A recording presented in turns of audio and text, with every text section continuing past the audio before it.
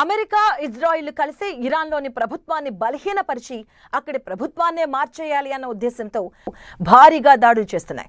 ఇక ఈ దాడిలో ఇరాన్ సుప్రీం లీడర్ ఖమేనీ ఖతమయ్యారు. అయినా సరే అమెరికా ఇజ్రాయిల్ అనుకున్న లక్ష్యం మాత్రం ఇంకా సాధ్యపడలేదు.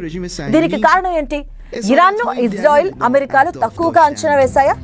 ఇరాన్ అంత ధైర్యంగా అమెరికా లాంటి దేశాన్ని ఎలా ఎదుర్కొంటుంది? అసలు ఇరాన్ వెనుక ఉన్న ఆ శక్తి కష్టకాలంలోనూ ఇరాన్ కు ముందు నడిపిస్తున్నటువంటి ఆ అదృశ్య శక్తి గురించే ఇప్పుడు అందరూ చర్చించుకుంటున్నారు. ఇరాన్ సుప్రీం లీడర్ ఖమేనీ చనిపోయాడు.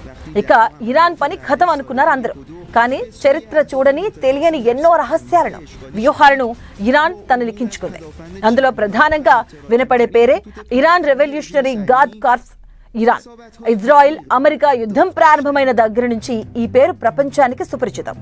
సుప్రీం లీడర్ పోయినా కూడా మొక్కవోని ధైర్యంతో ఇరాన్ ను ముందుకు నడిపిస్తుంది ఈ ఇరాన్ రెవల్యూషనరీ గార్డ్స్. ఇరాన్ లో సుప్రీం లీడర్ తర్వాత అక్కడ సైన్యాన్ని నడిపించడంలో ప్రధాన పాత్ర ఈ ఇరాన్ రెవల్యూషనరీ గార్డ్స్ దే. అయితే ఇప్పుడు అందరికీ తెలిసినటువంటి ఈ ఐఆర్జీసీ ఒక్కటి మాత్రమే కాదు, దాని వెనుక మరో ఆయుధం కూడా ఉంది. అదే బాసిస్. ఇరాన్ లోని ఈ రెండు అక్కడి దేశానికి రక్షణ కవచంలా పనిచేస్తాయి. ఐఆర్జీసీ కింద విభాగమే ఈ బాసిస్. అన్ని వేళలా ఇది బయటికి రాదు. కేవలం దేశ సంక్షోభంలో ఉన్నప్పుడు నిరసనలు అణచివేయడానికి, ప్రభుత్వానికి మద్దతు సమకూర్చడానికి అవసరమైన సమయంలో మాత్రమే ఈ బాసిస్ రంగంలోకి దిగుతుంది. బాసిస్ మాత్రమే కాదు, ఇలా ఇరాన్ లో అనేక గ్రూపులుంటాయి. కంటికి కనిపించకుండా అవసరమైనప్పుడు మాత్రమే ఇవి రంగంలోకి దిగుతాయి. ఇరాన్ సైనిక వ్యవస్థలో సైనిక గూడులా అల్లుకొని పరస్పరం పొంతన లేకుండా పనిచేస్తూ ఉంటాయి. విదేశీ శత్రువులు దాడులను ముందే పసిగట్టి తగిన చర్యలు తీసుకుంటాయి. ఇప్పుడు ఐఆర్జీసీ బాసిస్లు కలిసి ఆ దేశాన్ని ఏకతాటి మీదకు తీసుకొచ్చే యుద్ధం తంత్రాన్ని మార్చేస్తాయి. ప్రభుత్వానికి సమాంతరంగా కొనసాగుతున్న ఐఆర్జీసీ ఈ వార్లో ముందుండి నడిపిస్తుంది. ఇరాన్ రాజకీయ, సైనిక, ఆర్థిక ముఖచిత్రంలో ఐఆర్జీసీది అత్యంత కీలకమైన పాత్ర. వాస్తవానికి దేశ సైన్యం కంటే, ప్రభుత్వాన్ని కంటే ఈ రెవల్యూషనరీ గార్డ్స్ కే అధికారులు ఎక్కువగా ఉంటాయని చెప్పొచ్చు. ఇక దేశ సరిహద్దులను కాపాడడంతో పాటు ఇస్లామిక్ విప్లవ ఆశయాలను రక్షించడం ఐఆర్జీసీ కీలక పాత్ర పోషించింది. ఇస్లామిక్ విప్లవం తర్వాత ఇరాన్ సుప్రీం లీడర్ ఖమేనీ ఈ రెవల్యూషనరీ గార్డ్స్ కాన్సెప్ట్ స్థాపించారు. ఇక ఐఆర్జీసీకి స్వంతంగా ఆర్మీ, నేవీ, ఎయిర్ ఫోర్స్ విభాగాలుంటాయి. ఇది నేరుగా దేశ అత్యున్నత నాయకుడైన సుప్రీం లీడర్ ఆదేశాల మేరకు పనిచేస్తుంది. దీనివల్ల దేశ విదేశాంగ విధానంలో, అంతర్గత రాజకీయాల్లో ఐఆర్జీసీ మాటకే మెగ్గుంటుంది.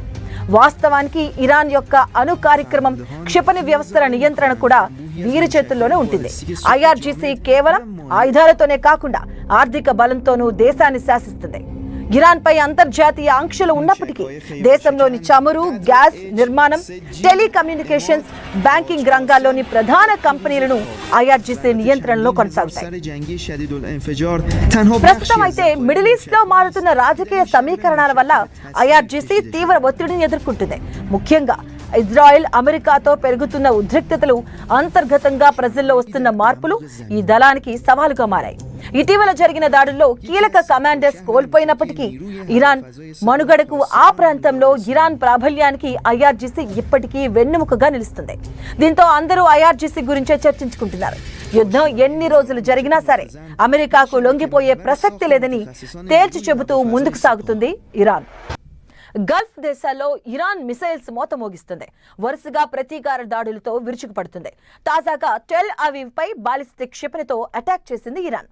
అటు బహ్రెయిన్, సౌదీని కలిపే కింగ్ ఫహాద్ వంతెనను సైతం ధ్వంసం చేసింది. అటు ఐరిస్ దేనా నౌకపై దాడిని ఖండించిన ఇరాన్ అమెరికాపై ప్రతీకారం తీర్చుకుంటామని వార్నింగ్ ఇచ్చింది.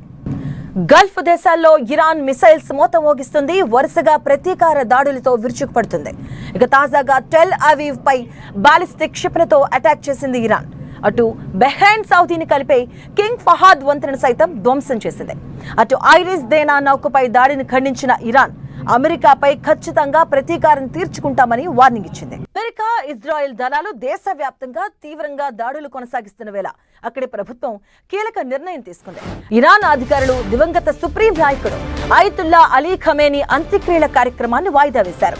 టెహ్రాన్ ప్రార్థనా సముదాయంలో 3 రోజుల పాటు జరిగే ఈ కార్యక్రమానికి భారీ సంఖ్యలో జనం వచ్చే అవకాశం ఉండడంతో ఈ నిర్ణయం తీసుకున్నట్లుగా ఇరాన్ ప్రభుత్వం ప్రకటించింది. అందుకు కావాల్సిన మౌలిక సదుపాయాలను సిద్ధం చేయాల్సిన అవసరం ఉందని, అంత్యక్రియల తేదీలను త్వరలో వెల్లడిస్తామని తెలిపింది. ఇప్పటికే ఖమేనీ జన్మించిన మషాద్ పట్టణంలో పూడ్చేందుకు భౌతిక కాయాన్ని తరలించారు. నిన్న అంత్యక్రియలు జరుగుతాయని తొలుత ప్రకటించిన చివరి నిమిషంలో వాయిదా వేశారు. అమెరికా, ఇజ్రాయెల్ దళాలు దేశవ్యాప్తంగా తీవ్రంగా దాడులు కొనసాగిస్తున్న వేళ అక్కడి ప్రభుత్వం కీలక నిర్ణయం తీసుకుంది. ఇరాన్ అధికారులు దివంగత సుప్రీం నాయకుడు అయతుల్లా అలీ ఖమేనీ అంత్యక్రియల కార్యక్రమాన్ని వాయిదా వేయడం జరిగింది. టెహ్రాన్ ప్రార్థనా సముదాయంలో 3 రోజుల పాటు జరిగే ఈ కార్యక్రమానికి భారీ సంఖ్యలో జనం వచ్చే అవకాశం ఉండడంతో ఈ నిర్ణయం తీసుకున్నట్టుగా ఇరాన్ ప్రభుత్వం ప్రకటించింది. అందుకు కావాల్సిన మౌలిక సదుపాయాలను సిద్ధం చేయాల్సిన అవసరం ఉందని, అంత్యక్రియల తేదీలను త్వరలో వెల్లడిస్తామని తెలిపింది. అలాగే ఇప్పటికే ఖమేనీ జన్మించిన మషాద్ పట్టణంలో పూడ్చేందుకు భౌతిక కాయాన్ని తరలించారు. నిన్న అంత్యక్రియలు జరుగుతాయని తొలుత ప్రకటించిన చివరి నిమిషంలో వాయిదా వేశారు.